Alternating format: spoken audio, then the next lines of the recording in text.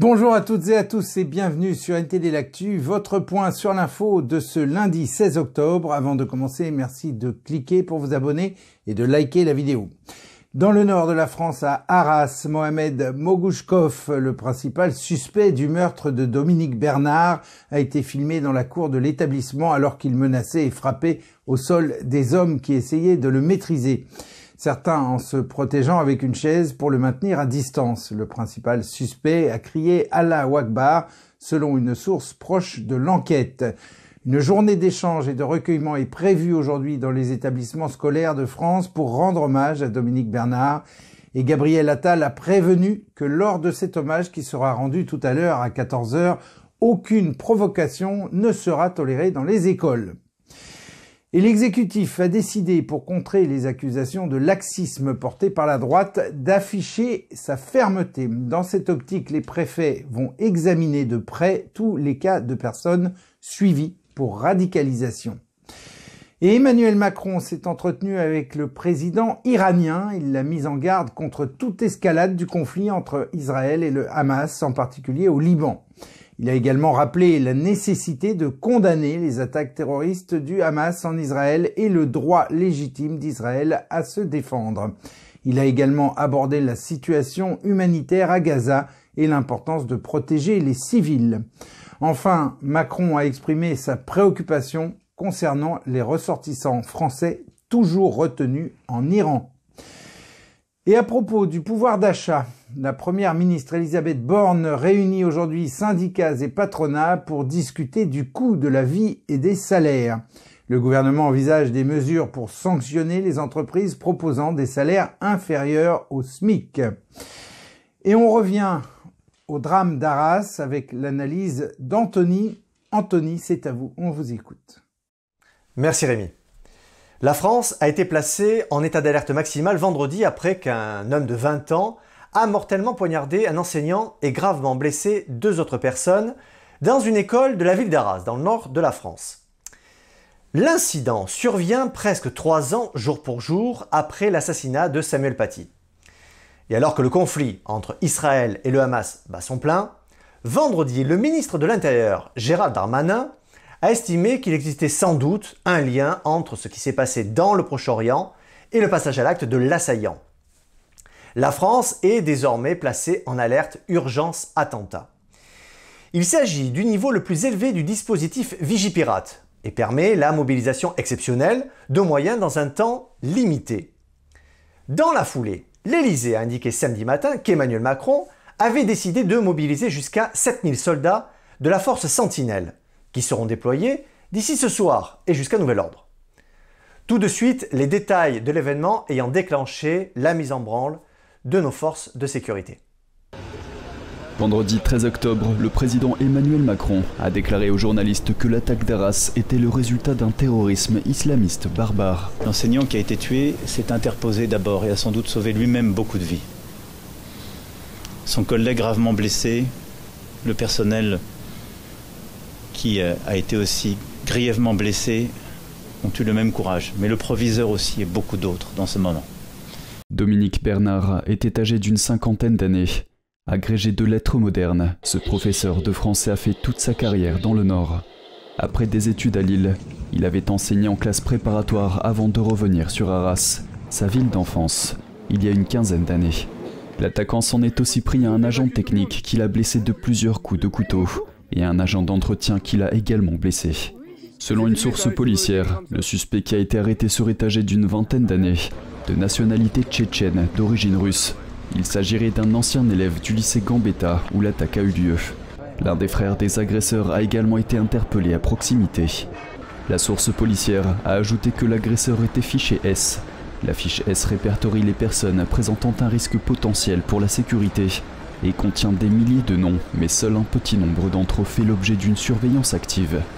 La police n'a pas pu confirmer les informations des médias locaux selon lesquels il aurait crié « Allahu Akbar ». Une deuxième source policière a déclaré qu'il n'y avait pas d'indication immédiate d'un lien entre l'attaque et le conflit entre Israël et le mouvement du Hamas. L'enquête a été confiée au parquet antiterroriste. Et fait du hasard, la veille de l'attaque, le jeudi 12 octobre, à l'Assemblée nationale, lors d'une audition de la commission d'enquête sur les groupuscules violents, le ministre de l'Intérieur, toujours Gérald Darmanin, avait révélé que 3000 personnes d'ultra-gauche étaient fichées S. À cette mouvance s'ajoutent également 8000 individus suivis par les services de renseignement à un niveau inférieur. Le ministre de l'Intérieur a révélé d'autres chiffres afin de les comparer à ceux de l'ultra-gauche. 5300 individus islamistes ainsi que 1300 personnes d'ultra-droite. Par ailleurs, suite à l'attaque au couteau, le climat d'insécurité s'est étendu à d'autres lieux emblématiques, comme le musée du Louvre et le château de Versailles, deux des monuments les plus connus au monde. Les lieux ont dû être évacués et fermés suite à des alertes à la bombe, et un autre attentat a été empêché dans les Yvelines, mettant en évidence les premières conséquences de cette situation sur notre quotidien. De son côté, le ministre de l'Éducation, Gabriel Attal, a déclaré que la sécurité serait renforcée dans les écoles de toute la France. C'est donc un nouvel état de crise qui se profile pour la France. Soyez forts et gardez le moral. Rémi, à vous l'antenne. Merci Anthony. Et selon un civil palestinien, le Hamas tente d'empêcher les résidents du nord du territoire de partir en leur confisquant leurs clés de voiture et leurs papiers d'identité. Malgré les appels de l'armée israélienne à évacuer vers le sud pour se protéger, le Hamas exerce des pressions sur les habitants pour qu'ils restent et servent de bouclier humain. Certains témoignent même d'avoir été blessés physiquement par l'organisation terroriste alors qu'ils tentaient de fuir.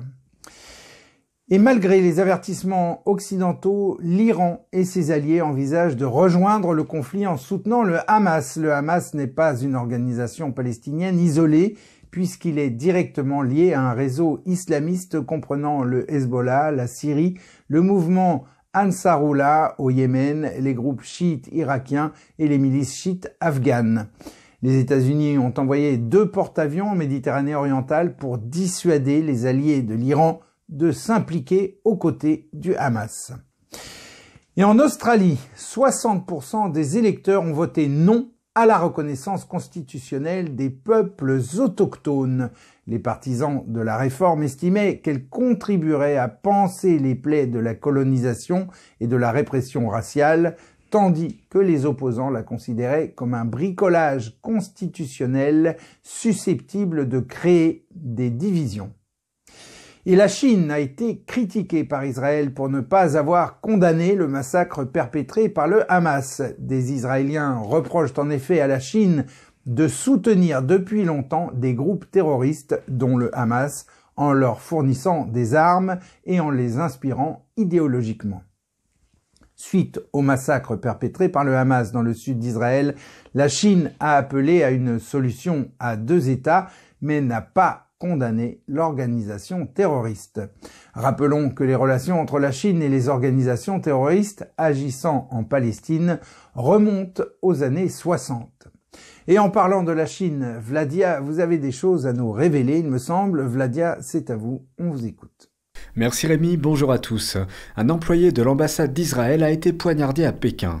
Les images qui vont suivre sont assez violentes, merci d'éloigner les enfants s'il vous plaît. Elle montre le diplomate poignardé à plusieurs reprises par un homme sur un trottoir de Pékin. Une autre vidéo montre l'agent blessé allongé sur le sol avec des agents de sécurité et des passants près de lui. On entend l'un d'eux dire « Il travaille pour l'ambassade d'Israël ».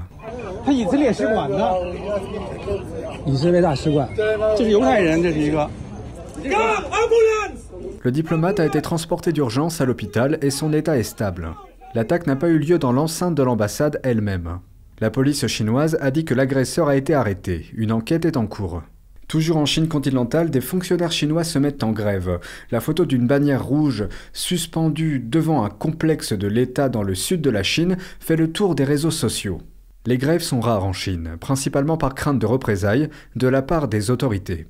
Mais les difficultés économiques de la Chine semblent ne laisser que peu d'options aux citoyens. Certains gouvernements locaux, sous l'égide du Parti communiste chinois, n'ont pas payé leurs employés depuis plus de 8 mois. Des manifestations similaires ont éclaté dans d'autres régions de Chine. Et je vais conclure les actualités sur la Chine avec un cas de persécution du régime. Une femme de 87 ans a été condamnée à 6 ans et 9 mois de prison. Elle fait partie des 104 pratiquants de Falun Gong qui ont été condamnés à des peines de prison le mois dernier. Cette information provient du site web Minghui, une plateforme qui suit la persécution par le régime chinois de la discipline spirituelle Falun Gong. En raison du blocus de l'information en Chine, le nombre réel d'arrestations et de détentions pourrait être beaucoup plus élevé. Les pratiquants de Falun Gong adhèrent à 3 principes directeurs, la vérité, la bonté et la patience. Et ils avaient une excellente réputation avant que le pouvoir lance une campagne de propagande et la persécution du groupe. Le chef du PCC de l'époque considérait que les pratiquants, bien qu'innocents, étaient trop nombreux. Ils dépassaient en nombre les adhérents au Parti communiste. Le Parti communiste chinois persécute ce groupe de croyants depuis plus de 20 ans. Des enquêtes indiquent que les méthodes de persécution incluent le prélèvement forcé d'organes. Vous avez bien entendu, ce n'est pas un film d'horreur et c'est bien réel. C'est ce que le Parti communiste chinois fait subir à des prisonniers de conscience. Et cette persécution n'est pas sans lien avec l'histoire de notre média. On aura l'occasion d'y revenir. Merci Rémi, très belle journée à tous. Merci Vladia, et on conclut cette édition avec un peu d'histoire. Savez-vous à quoi servaient les châteaux forts? Au Moyen-Âge, les seigneurs devaient protéger leurs familles, leurs serviteurs et leurs biens contre les envahisseurs. Les châteaux forts étaient situés sur des hauteurs, leur permettant de contrôler tous les accès. Les seigneurs protégeaient les populations qui bénéficiaient de leur protection en échange de taxes ou de corvées. Au fil des années, les châteaux forts sont devenus plus conviviaux, la fonction résidentielle prenant le pas sur la fonction défensive. Aujourd'hui, les châteaux forts sont un patrimoine précieux en France, témoin d'une époque révolue, mais toujours gravé dans la pierre et dans nos mémoires. Et voilà, c'est la fin de cette édition. Merci à toutes et à tous de l'avoir suivi. J'aurai le plaisir de vous accueillir demain à 13 h pour une nouvelle édition de NTD l'Actu. Et en attendant, portez-vous bien, aidez-vous les uns les autres, et à demain.